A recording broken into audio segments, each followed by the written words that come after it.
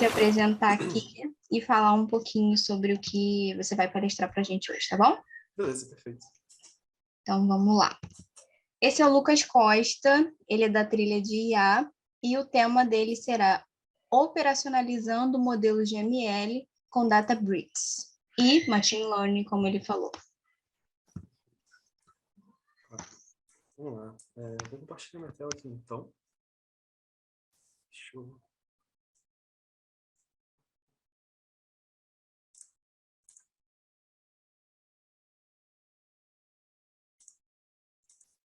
Beleza, eu acho que deve estar aparecendo para vocês aí agora. Sim, tá aparecendo. Perfeito. Bom, vamos lá. Como a Milena falou, eu vou estar falando sobre a operacionalização aí de modelos de Machine Learning no Databricks. Eu vou falar um pouco sobre a estrutura da palestra aqui, né, sobre esse tópico. Então, eu vou me apresentar, vou descrever um pouco sobre o use case que eu vou estar apresentando. É uma palestra um pouco mais fundamental, então não vou entrar muito no detalhe mais avançado. Então, eu vou acabar contextualizando também o que é o Databricks, o que é o MLflow, que é uma ferramenta dentro do Databricks. Eu vou falar um pouco sobre os modelos integrados, sobre o ciclo de vida de um projeto de Machine Learning. Eu vou falar também sobre a arquitetura, uma arquitetura proposta ali para a Databricks para ser utilizada. Vou falar um pouco sobre AutoML também, sobre pandas no Databricks, e depois eu vou apresentar um case para vocês ali na prática, beleza? Então, falando um pouco sobre mim, eu sou, como foi apresentado aí pelo Milena, Lucas Costa, tenho conhecimentos ali na área de ciência de dados, Machine Learning Engineer, Data Engineer, tenho algumas certificações em Python, IA, Data Science, Databricks. Sou mentorado na ONG Atitude Infinita com muito orgulho. Assim como eu sou líder técnico da Data Science também com muito orgulho, visto a camisa de mais de umas organizações. Aqui eu estou deixando um código QR para o meu LinkedIn, para o meu Instagram. Então, quem tiver interesse aí de me seguir nas redes sociais, fique à vontade. Mas no final da palestra, lá no último slide, eu vou estar deixando esse código QR de novo para quem tiver interesse, tá? Então, o que vai ser o case que eu vou apresentar lá no finalzinho? Primeiro eu vou falar um pouco sobre, na verdade eu vou apresentar uma projeção de dados ali de casos de Covid nos Estados Unidos.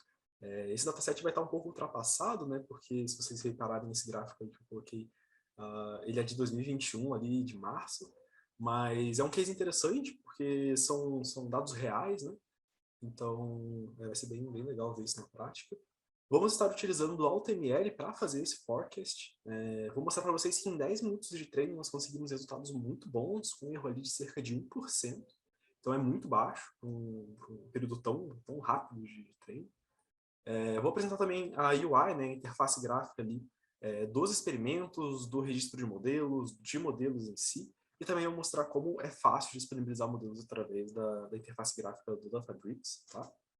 Então, o que é o Databricks, né? Afinal, eu falei aqui algumas vezes já sobre essa ferramenta, mas pode ser que nem todo mundo aqui conheça.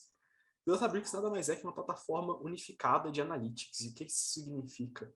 Significa que ele consegue fazer desde o processo de engenharia de dados, ou seja, conectar num banco de dados ali, extrair os dados do banco, fazer um processo de ETL, né, de extrair, transformar e carregar esses dados em algum outro armazenamento, para então, depois estar sendo consumido por um analista, seja usando Power BI, seja usando Tableau, ou também para os próprios cientistas que também conseguem atuar dentro do Databricks.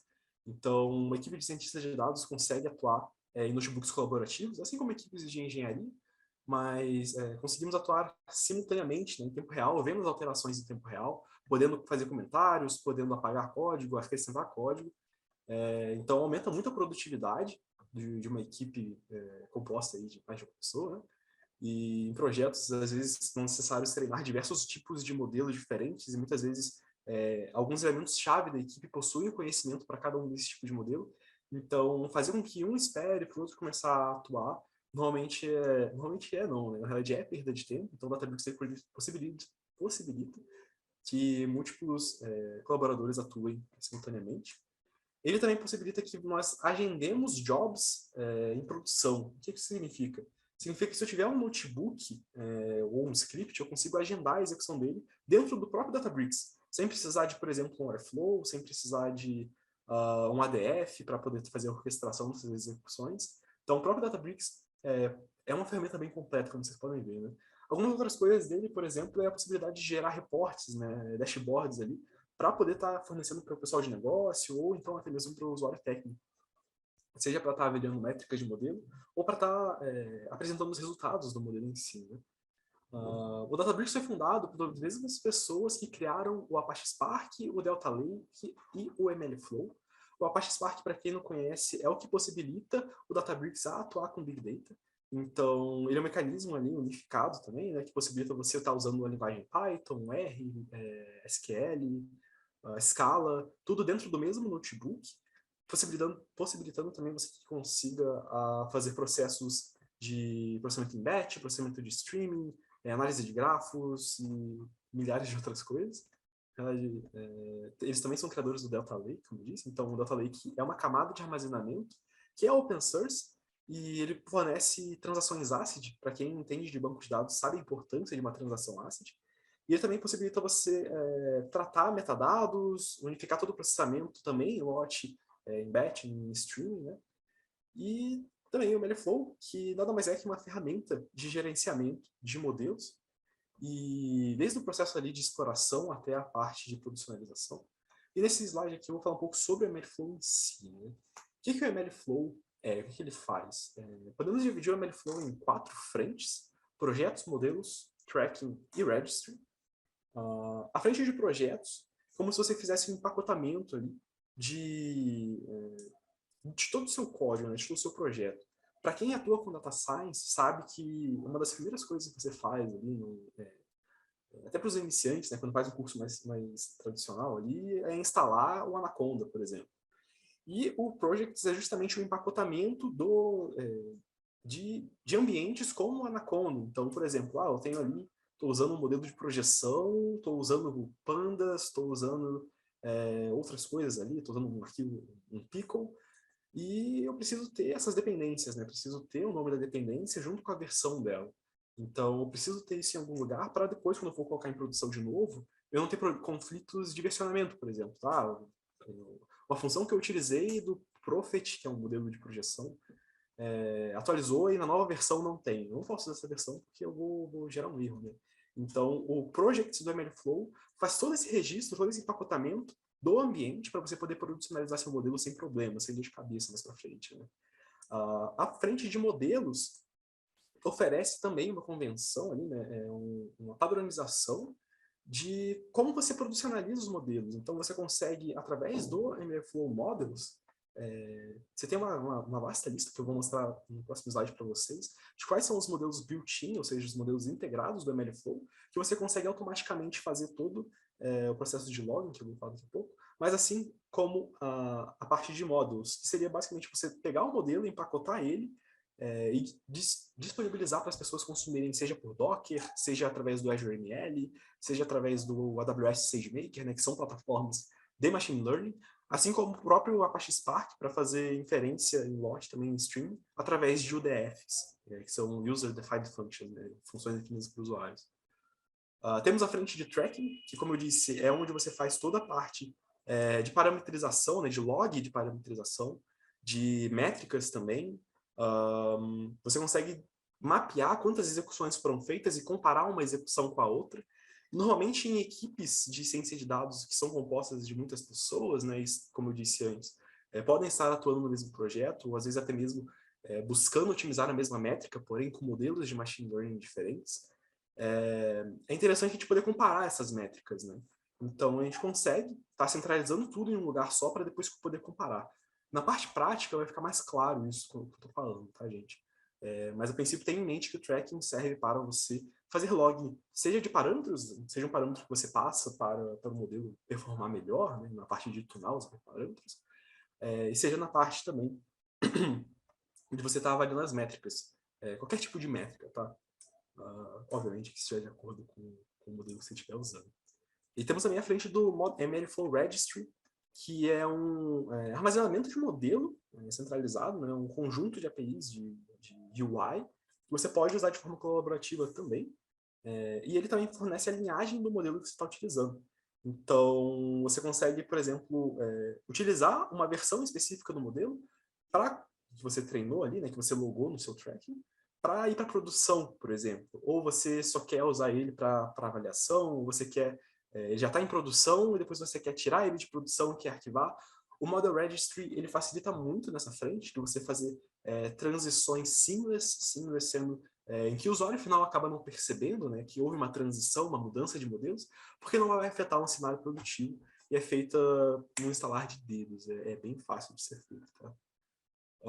E como eu disse, eu vou mostrar aqui uma listagem, vou segurar um pouquinho nessa tela, para falar um pouco sobre os modelos built-in no MLflow. Você vê que é uma lista relativamente extensa, tendo funções funções não, né? Bibliotecas bem famosas, desde Python Functions, como, por exemplo, Keras, PyTorch, Scikit-learn.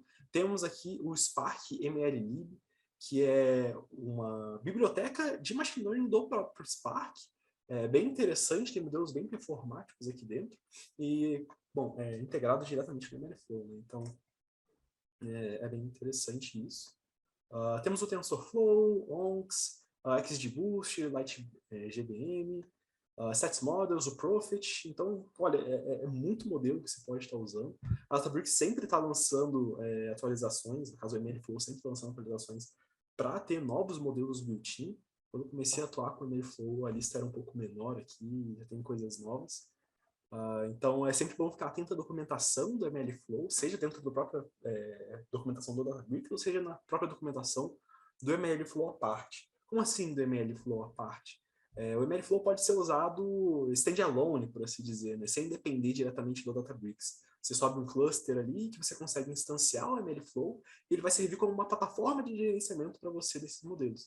Vai ser bem similar ao que nós temos no Databricks, porém você aí tem o trabalho, né, de ter que subir uma instância, de fazer uma instalação e gerenciar o MLflow para o seu negócio, né?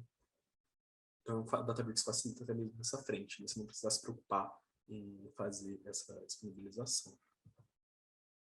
Passando aqui o slide, então a gente entra já no nosso ciclo de vida de um modelo de machine learning. E é bem padrão, né, gente? Quem entende aqui, quem já atuou com machine learning, entende esse ciclo. Tem até algumas coisas que eu optei por remover desse ciclo. Mas, de forma geral, nós temos, então, os dados crus, que são extraídos por um ETL. Em algumas empresas, o processo de extração e de ETL é feito pelo cientista. Em outras, como a DataSide, é feita pela equipe de engenharia de dados em si.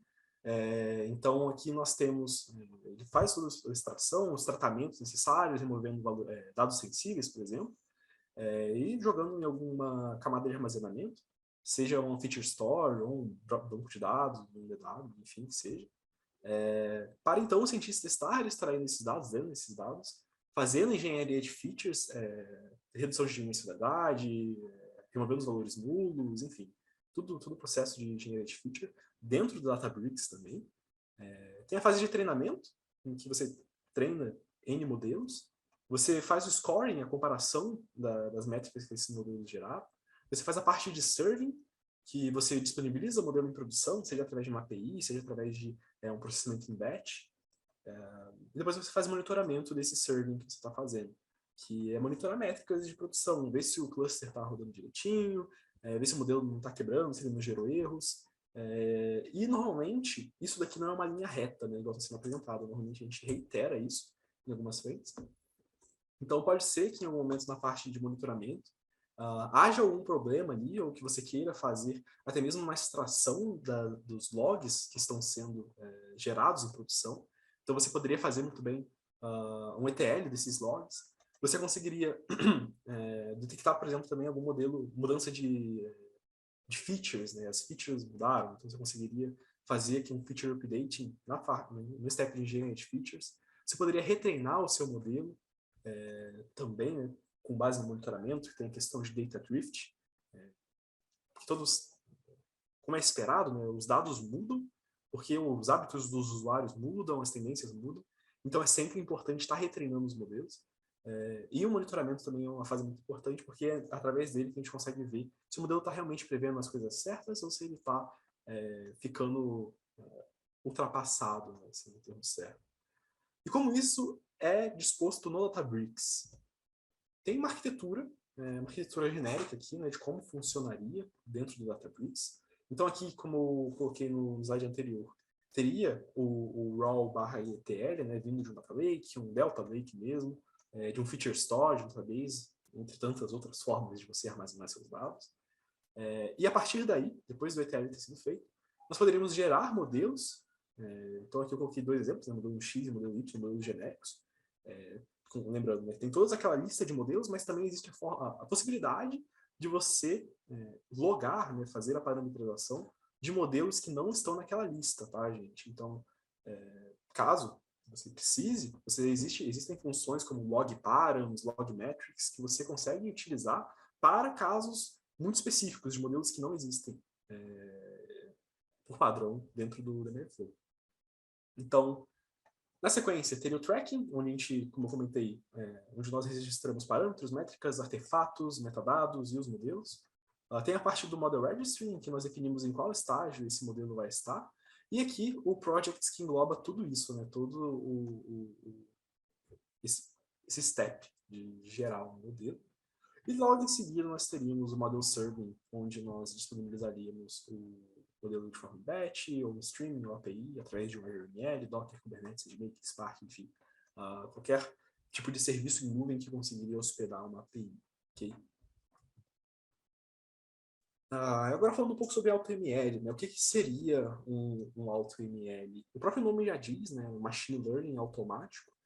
Cada uma das nuvens está tendo suas próprias soluções de AutoML, e o Databricks não ficou por fora. Então, é algo relativamente recente no Databricks, e existem algumas soluções, né, de AutoML dentro dele, com as frentes de classificação de modelos, regressão, na verdade, modelos de classificação, né, não classificação de modelos, mas modelos de classificação, modelos de regressão e forecasting, que é o case que a gente vai apresentar hoje. Então você vê que no forecasting ele usa tanto o Prophet quanto o Arima, que são duas bibliotecas muito famosas, muito utilizadas, que são muito robustas no mercado, mas não dá para ignorar esses outros. Né? Então você vê que ele usa até mesmo modelos do próprio Scikit para fazer esse AutoML. Então ele usa árvore de decisão, floresta aleatória, regressão logística, usa modelos de XGBoost, LightGBM, outros tipos de modelos aqui de regressão também.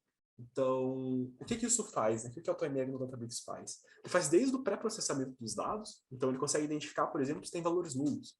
E ele vai lá e vai tratar esses valores nulos de acordo com a necessidade do modelo.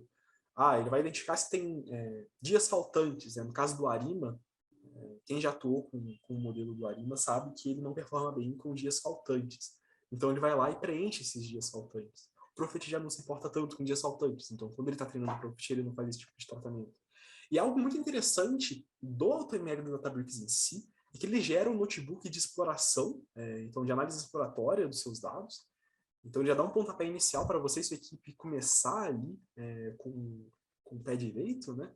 Começando ali já com um script basicamente pronto, com tratativas praticamente prontas, e ele gera modelos muito performáticos dependendo da situação. E agora falando um pouco sobre o Pandas no Databricks, muita gente familiar, né, com o Pandas, muitos cientistas acabam usando, seja no Jupyter Notebook ou no Google Colab. E o Databricks, recentemente, né, na versão 3.2 do Spark, na verdade, implementou o Pandas dentro do Databricks, né, o Pandas API no Spark. E o que isso significa? Né? Antes de ter a versão 3.2, a gente conseguia até utilizar o que a gente chama, a biblioteca chamada Koalas, né? Que é posso até dizer que é um bootleg ali do Pandas, é um fake do Pandas, mas com o mesmo propósito, né, de fazer o tratamento de dados. Na verdade, não é fake, eu acho que na verdade é inspirado no Pandas, na verdade dizendo. Mas muita gente acabava tendo um pé atrás, né? A gente fala, putz, eu vou ter que ir para o Databricks, vou ter que ir para processamento Big Data, vou ter que aprender PySpark, vou ter que aprender Koalas, vou ter que aprender um R, SQL, enfim. Agora, graças a essa versão nova, todo cientista que já tem familiaridade de atuar no Google Colab, no Jupyter, com o Pandas, consegue atuar no Spark, ou seja, atuando com o Big Data, de maneira mais performática.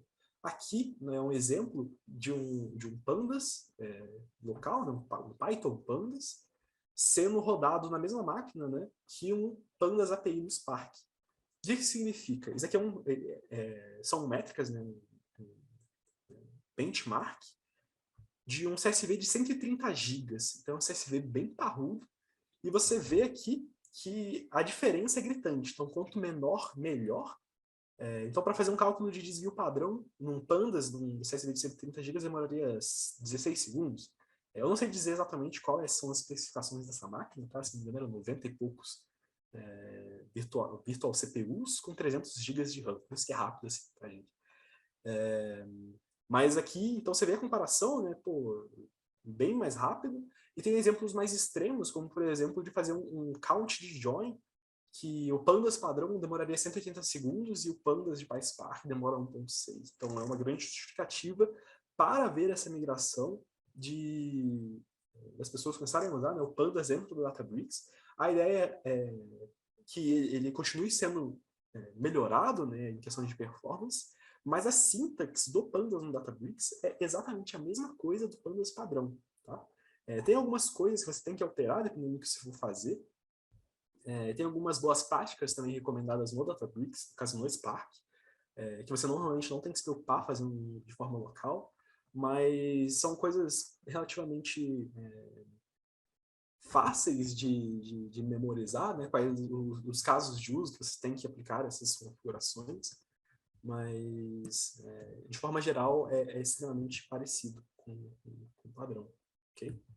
Eu vou agora essa slide. Então, agora para o Databricks, mostrar o exemplo prático. Tá bom? Deixa eu abrir aqui. Deixa eu caçar aqui o link. Aí. Vocês conseguem ver o Databricks? Está aparecendo para vocês aí? Sim. Legal. Eu vou voltar aqui na página inicial, só para quem não conhece o Databricks ter uma visão geral. Essa aqui é a página inicial, da frente de Data Science e Engenharia. Nós conseguimos mudar o ambiente para um ambiente específico de Machine Learning. Vocês reparem que aparecem até 3 novos itens aqui, né, de experimentos, Stored Features e modelos. Tá? Vou estar mostrando para vocês tanto a frente de experimentos quanto de modelos. E isso, para quem usa o Google Colab, deve até achar um pouco familiar, porque o Google Colab também usa processamento em nuvem. Né? Aqui no Databricks nós usamos o Compute. Então, esse aqui é o cluster que eu vou estar utilizando hoje, que chama DevRapid. Acabou sendo um desenvolvimento mais longo, e o nome do cluster acabou ficando obsoleto. Mas ele é um cluster relativamente leve, tendo 14 GB de memória, é o mais baixo que o Databricks consegue ter. Então, 14 GB de memória com 4 cores. Assim como ele está usando, né, o Runtime de Machine Learning 10.4, que é o ideal para justamente Machine Learning. Né? E ele está atuando de maneira single node, ou seja, ele não vai paralelizar, é um único cluster, né, sem workers. E ele é recomendado para volumes pequenos de dados, que é o nosso caso aqui. Então, para criar um cluster é extremamente fácil. Vou mostrar aqui para vocês rapidinho. Basta clicar em Create Cluster, vai ter algumas definições como nome, o tipo de cluster que você vai querer gerar. Então, você pode ter um cluster de alta concorrência, um cluster padrão. Você consegue escolher o tipo, né? Então, como eu disse, tem o de processamento padrão, que normalmente é indicado para processos de engenharia. Tem os clusters GML, inclusive sendo divididos entre um cluster de GPU e um cluster sem GPU. Né? GPU seria para aqueles casos de Deep Learning ou até mesmo de visão computacional, que normalmente é Deep Learning. Né? Então, é recomendado utilizar esses clusters de GPU para esses casos. Nesse momento aqui eu estou utilizando o padrão sem GPU, porque, como eu disse, não é um volume grande de dados, a gente não vai estar atuando com Deep Learning. E agora, indo para o case, né? Deixa eu pegar aqui no meu arquivos recentes. Inclusive, vou aproveitar para agradecer a DataSci por esse ambiente aqui. Ok? Normalmente, nós disponibilizamos esse ambiente para estudos, nossos aceleros, enfim. Vamos lá. Esse aqui é o notebook, então ele está no modo noturno, né? Por isso que tá escuro. Se vocês quiserem alterar depois ali, só vir aqui, colocar no modo escuro. Nós conseguimos definir o título do notebook, bem parecido com o Google Colab. E aqui nós temos as documentações que nós fazemos. Então, esse aqui é um exemplo, como eu disse, de forecasting com AutoML. Dataset da Covid-19. É um dataset até que o próprio Databricks disponibiliza internamente. Então, basta você dar um read CSV com esse caminho aqui, que você já consegue fazer a leitura. Repara que eu importo o pandas SPS e não SPD, e eu coloco aqui import PySpark pandas, justamente por ser a versão PySpark desse cluster, né? Não, dessa biblioteca, e não o pandas vanilla. Então, aqui eu faço algumas definições padrão, eu tenho que definir o meu tipo de campo de data e o meu tipo de campo do valor que eu quero prever. Então, nesse caso aqui, eu estou fazendo estou chamando meu campo de date e meu campo de cases no caso de casos de Covid. Né? Aqui ele pode gerar uma visualização do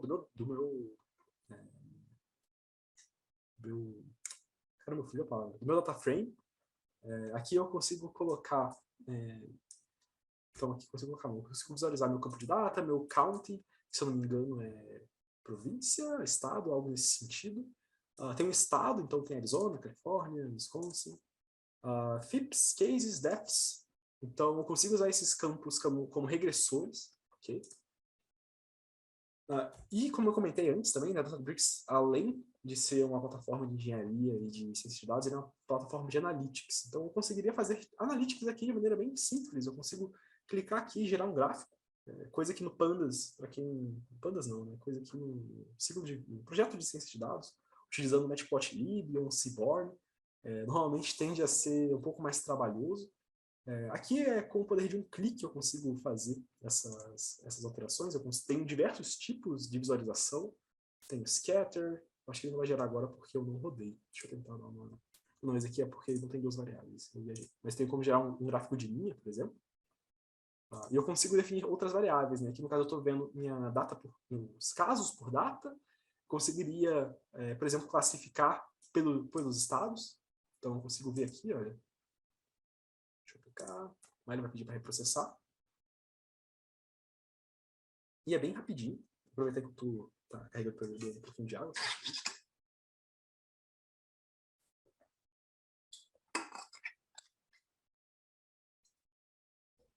Mas ele tende a ser rapidinho.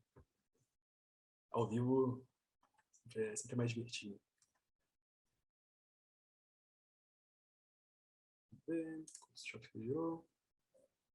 Aqui nós conseguimos monitorar, né, a execução dele, nível de job, vendo aqui o que ele está processando por trás dos panos, a gente consegue acessar para visualizar. Vou deixar processando aqui, não sei quanto tempo isso vai demorar. Normalmente é rápido, mas ao vivo sempre é diferente. Aí, foi. E ele botou mal.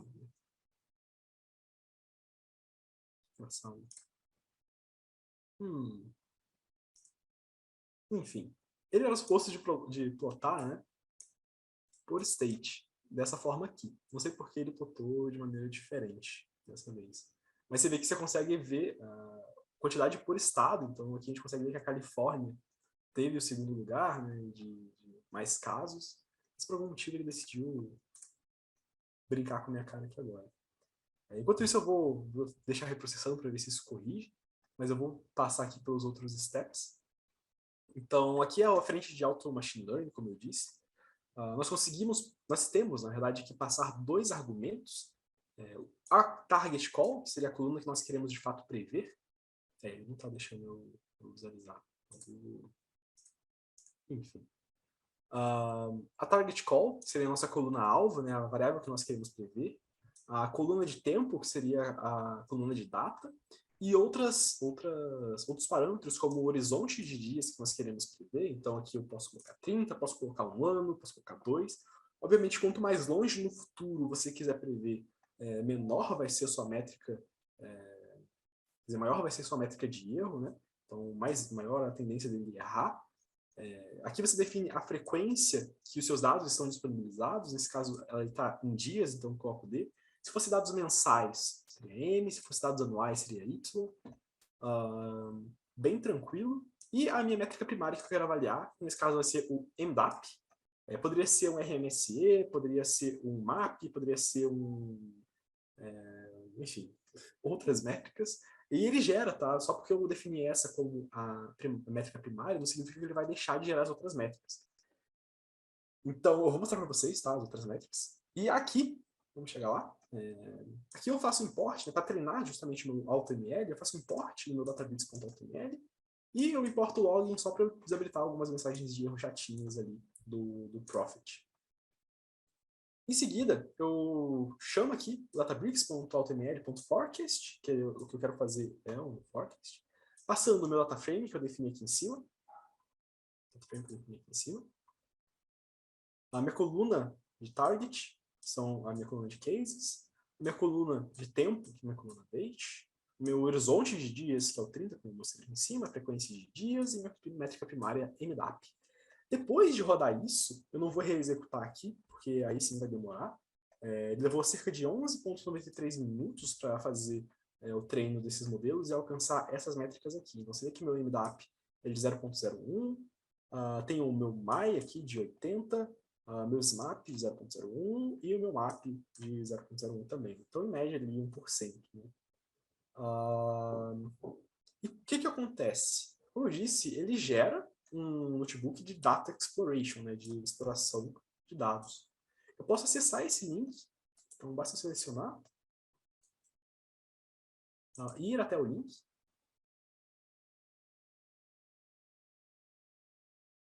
Ele vai abrir a exploração de dados que ele gerou para esse caso aqui, que é muito maneiro. Obviamente tudo em inglês, né, porque a Databricks ainda não tem uma versão em português. Mas né, nada um bicho de 7 cabeças, né? Mas, enfim, a documentação aqui, vocês vão entender direitinho. Aqui ele faz algumas leituras, importações, definições. Ele pega e faz uma análise da coluna de tempo, então ele vê qual é a menor data, qual é a maior data, qual o nome, qual é o tipo, coisa que normalmente a gente faz. Aqui ele busca fazer uma análise mais descritiva, né? Então, deixa eu aumentar aqui. Ele faz uma contagem, tira a média, um desvio padrão, o valor máximo. Tem um outro valor aqui interessante. Ele filtra os nulos, né? Ele busca valores nulos. Ele vê que não tem nenhum valor nos dias.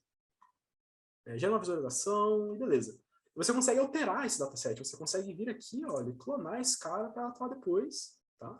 E se eu consigo escrever código aqui dentro, eu poderia gerar novas visualizações, tirar novos insights. O AutoML em si não seria afetado por esses insights que você tiraria, né? Isso aqui é mais para também te dar um pontapé inicial na frente de exploração desses dados. Tá? E beleza. Tem a exploração de dados e depois tem a parte dos modelos. Okay? E é esse link aqui de baixo. Posso ir até lá também. Okay? Beleza. Então aqui ele tem o meu experimento. Eu poderia acessar isso aqui clicando aqui também, em Experiments. E aqui eu consigo ver todos os experimentos que já rodaram aqui. Esse aqui é o de Forecast. Tá. Então ele tem aqui as fases dele, né? Que está ali na fase de configuração, ele passou já pela fase de treino e agora ele está na fase de avaliar. Aqui ele falou da avaliação dele que foi completa, ele passa alguns status aqui, né? E ele passa também o link para você ver a análise exploratória.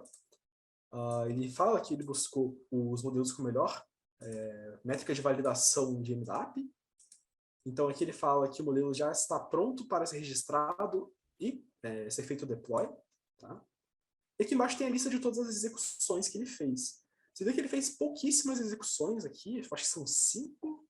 Isso aí são 5. Uma delas com Arima e 4 delas com Prophet. Se não me engano, a do Arima não performou tão bem, mas teve outros que performaram um pouco melhor e piores, enfim. Tem tempo de execução desses caras. Tem quem executou, então tem meu e-mail aqui. Como eu disse, em um cenário que tem mais de uma pessoa atuando em paralelo, aqui fica o log de todo mundo que fez treino e jogou dentro desse nome aqui, dentro do ID.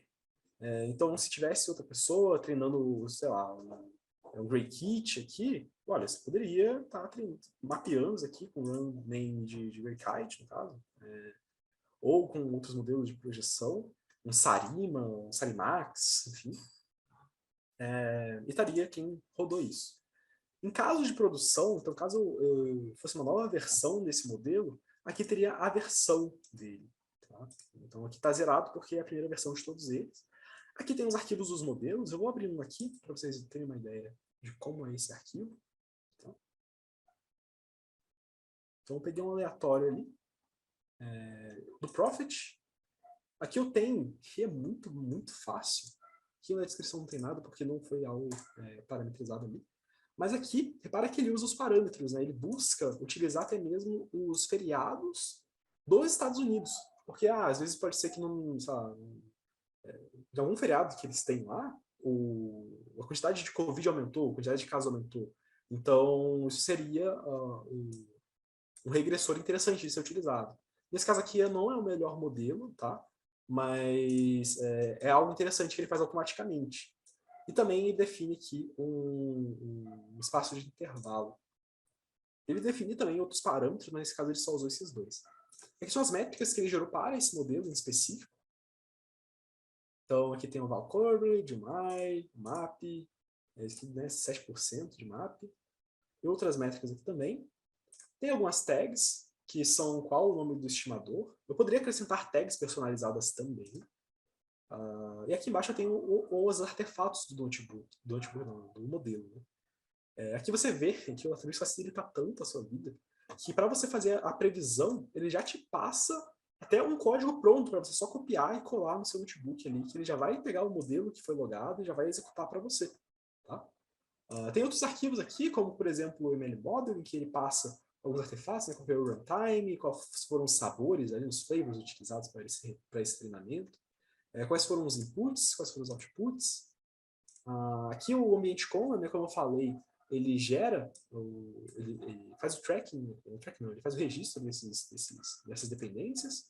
Então eu tenho o Prophet da versão 1.0, eu tenho o Cloud Pico da versão 1.6.0, e isso para colocar em produção facilita muito a nossa vida, para não ter erros de versionamento.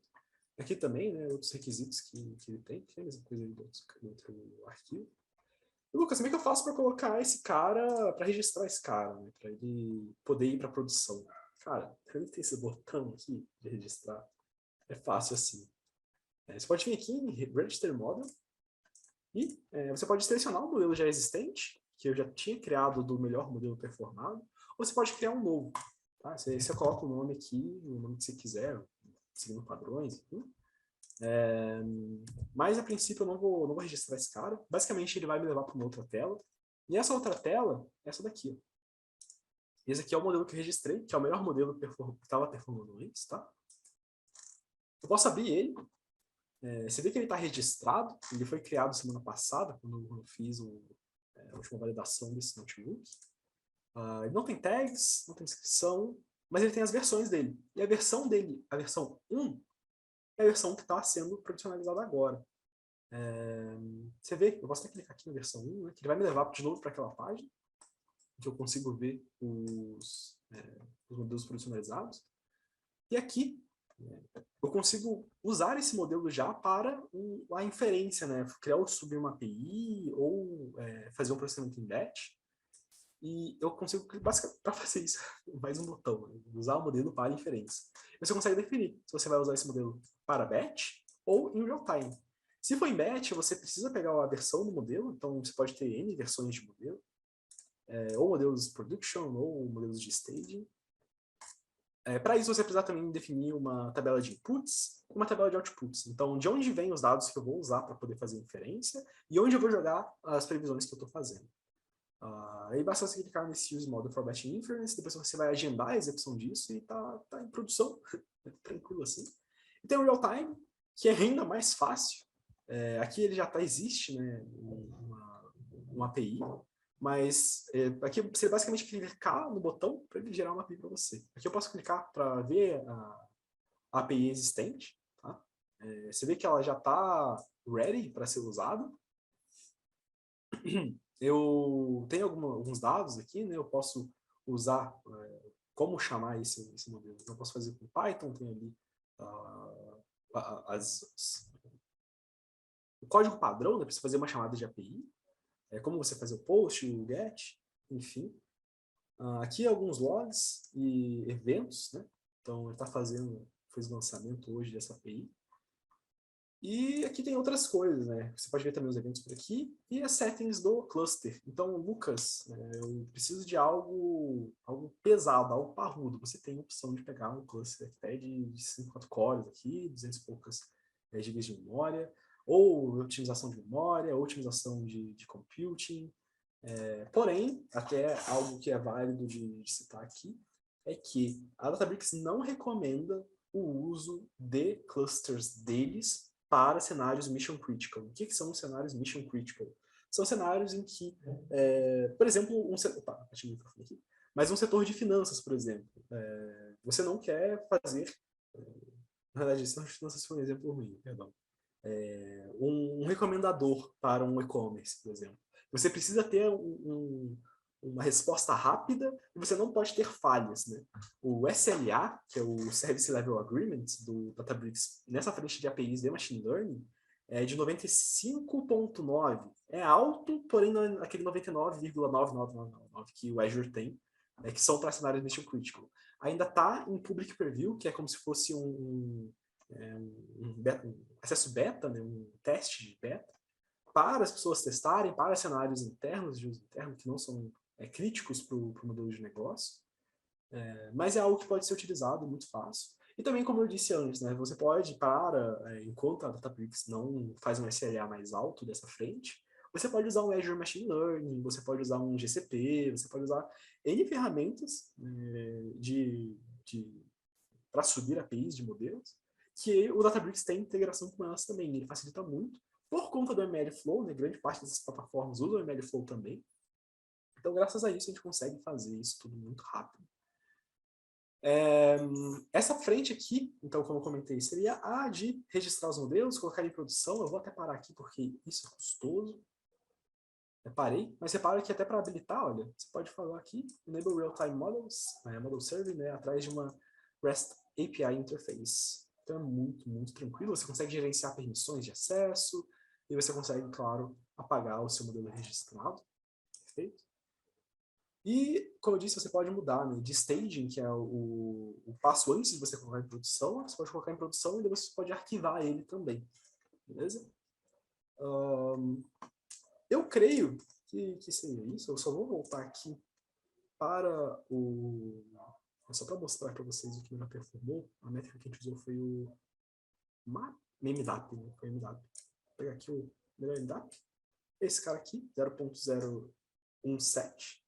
E o map com 0.019. Se eu quisesse escolher o melhor map, eu poderia filtrar aqui também, né? 0.09. Repara que ele também te passa aqueles outros dados que eu mostrei antes para vocês, de usar o parâmetro de holiday de feriado no país. Eu também uso aqui. E eu consigo fazer todo o gerenciamento através dessa interface. Eu tinha comentado antes que ele gera alertas, né? Eu acabei mostrando essa frente. Para finalizar aqui, né? A frente de alerta deles, ele tem o alerta de nível baixo, médio e alto. Normalmente os de nível alto são que ele não consegue solucionar automaticamente. Então ele fala qual é o tipo de alerta. Aqui é o tipo de severidade baixa, que são missing time steps. Missing time steps, no caso, na time series.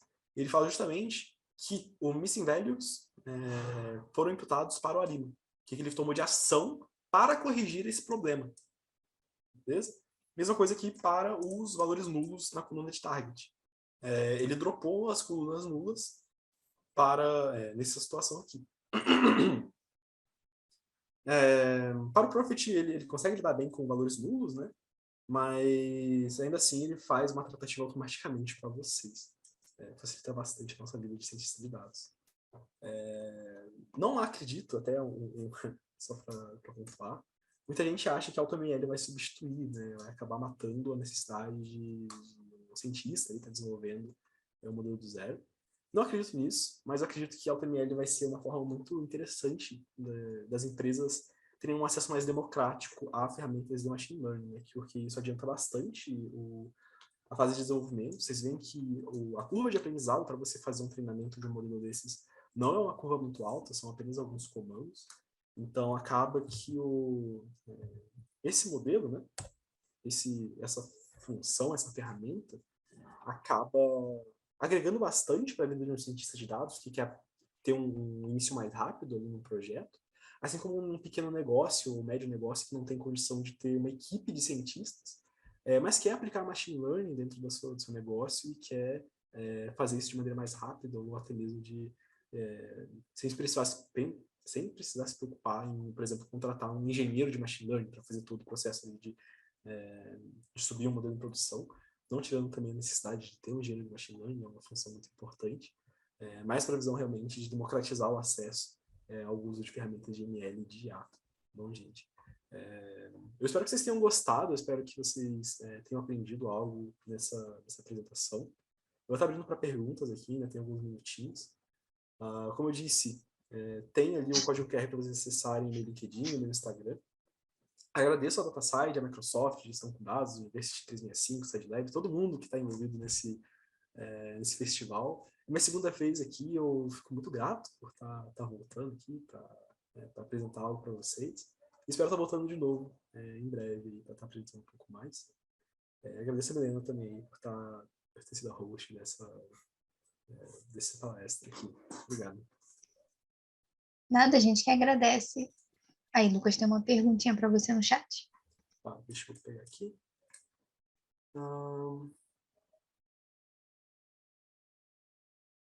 Beleza. Rodrigo, Lucas, uma dúvida. O Databricks, além da interface colaborativa, gráficos interativos e dinâmicos que possui, o grande diferencial seria por performar com grande volume de dados, por conta dos pacotes built-ins que o mesmo possui? Boa pergunta. O Databricks, não necessariamente por conta dos pacotes built-in que ele possui, mas o Databricks possibilita, por exemplo, você, até voltando para frente de Big Data, você treinar modelos paralelamente, né?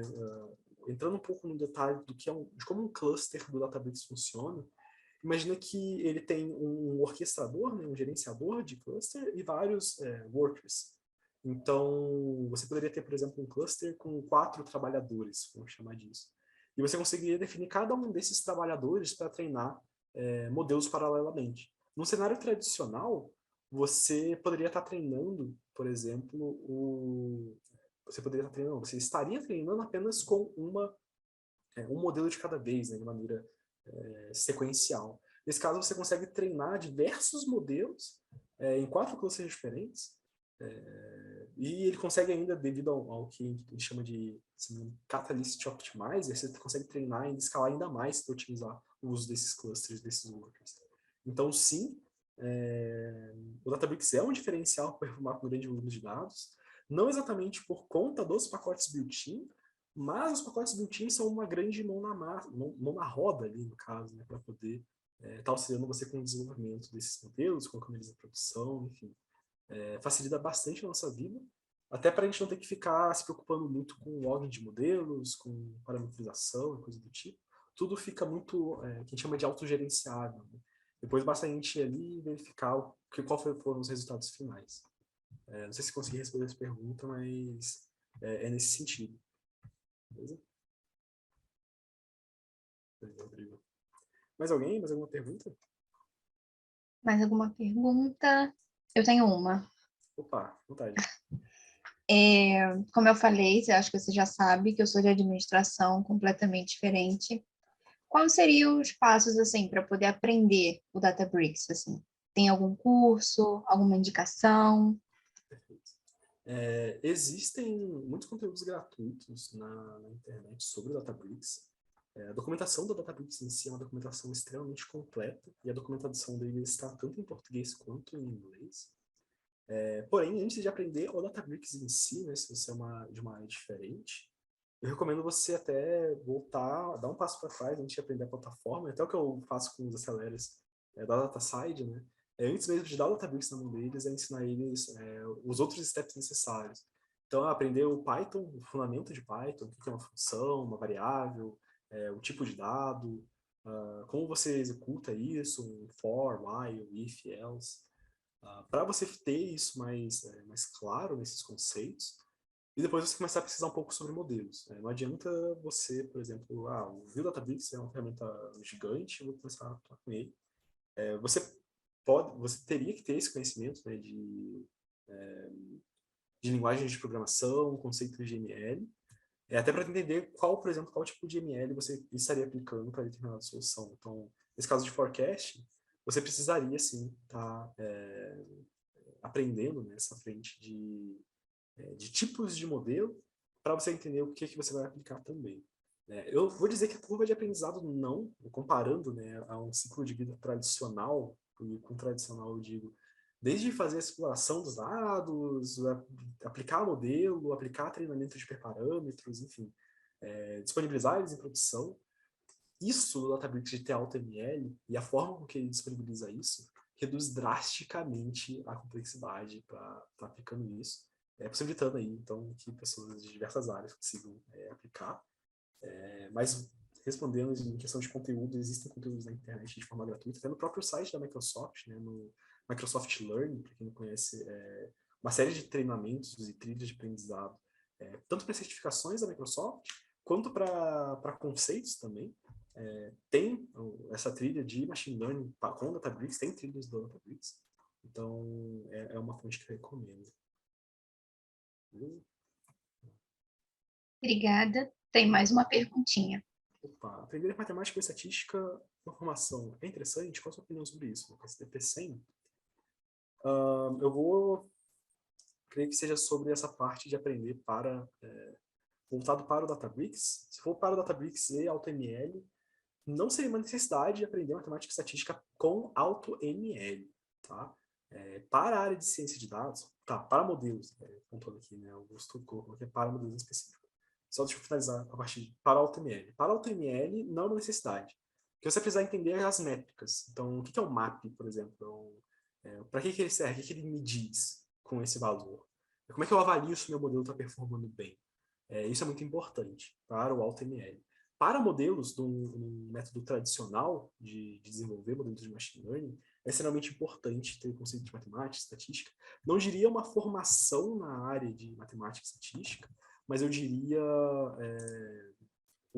pelo menos, cursos mais avançados ali, né? Ler alguns livros sobre estatística descritiva, estatística inferencial, coisas do tipo. E também consumir conteúdos de feature engineering, que muitas vezes, ou engenharia de features em português, né, que muitas vezes acabam englobando muito e puxando muito essa frente de estatística. Para você saber como lidar com dados faltantes, saber como é que lidar, reduzir uma dimensionalidade, coisas do tipo, e quando identificar isso, entender distribuições. Então, é importante, sim, você ter conhecimento de estatística e matemática, álgebra também, cálculo também, mais para frente de AutoML não é algo necessário, só realmente para saber o que significam as métricas. E eu recomendo, para tirar de ciência de dados, né, a certificação, eu recomendo essa DP100, sim. Eu tenho ela, é uma certificação relativamente difícil aí de tirar. Ela é mais voltada para as ferramentas do Azure, né, como Azure Machine Learning. Tem algumas questões específicas de modelos. Nela você também precisa ter esse conhecimento, não um conhecimento avançado, mas um conhecimento um pouco mais fundamental ali na parte de estatística e probabilidade. Então, eu recomendo para você que quer se formar como cientista, sim, tirar a DP100 e estudar um pouco aí de matemática, estatística, cálculo e álgebra. Beleza? Mais alguma pergunta, gente? Mais alguma pergunta para o Lucas? Temos 10 minutos. Tô ficando rouca. Entendo bem. Ficar falando o dia inteiro. Você falou um pouquinho sobre programação para eu aprender e tudo mais. Para mim, é um mundo completamente novo. Qual dica você me daria, assim, da melhor programação? Seria Python, SQL? Para a frente de ciência de dados, existe até dizer uma rixa, né, entre R e Python. Eu sou enviesado, porque eu atuo com Python, já dei aula de Python para criança. Python está na minha vida há muito tempo já. Então, eu sou suspeito de recomendar Python. Mas ele acaba sendo realmente uma linguagem mais fácil de aprender.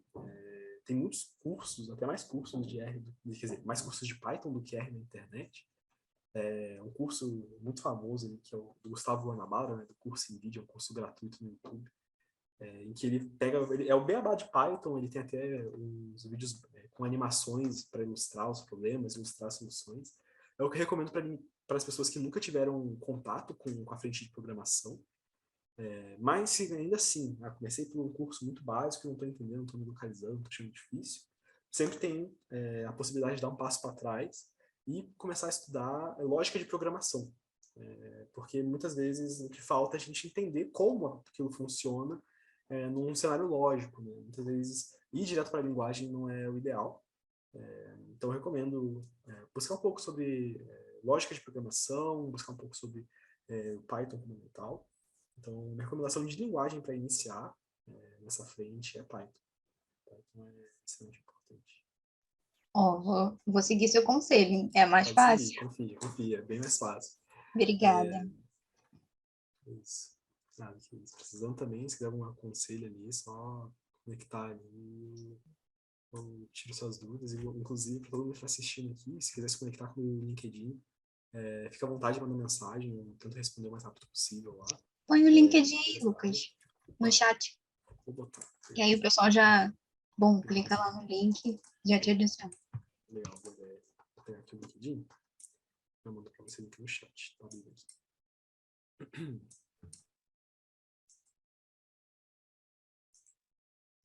Não. Eu